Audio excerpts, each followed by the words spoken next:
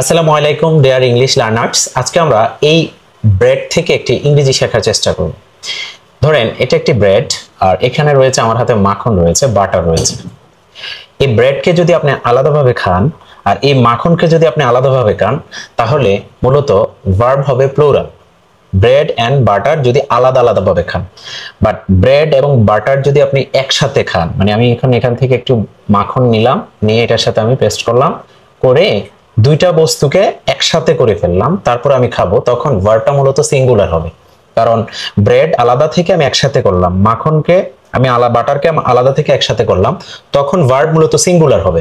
But এটাকে যদি আলাদা আলাদা করে খাই, একসাথে না করে, তখন মূলত ভার্ব প্লুরাল হবে। যেমন bread and butter is my favourite thing, মাখন এবং রুটি হলো আমার প্রিয় জিনিস। তাহলে সেই ক্ষেত্রে দেখেন দুইটা বস্তু আলাদা আলাদা থেকে একসাথে করে খাওয়ার কারণে সে কারণে ভার্ব হবে সিঙ্গুলার।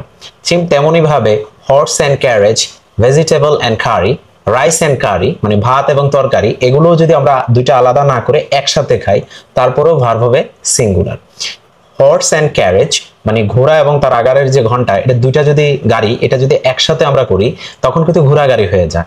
ভাত এবং তরকারি আলাদা থাকে, কিন্তু এটাকে যদি আমরা একসাথে করি তাহলে এটা একক বস্তু বোঝায়। তাহলে একক বস্তু, একক ধারণা, একক ভাব যদি একসাথে বোঝায় তখন আমরা ভার্বকে অবশ্যই সিঙ্গুলার করব। আশা করছি বুঝতে পেরেছেন। If you like this video, please follow our Facebook page and subscribe our YouTube channel. Thank you so much for watching this video.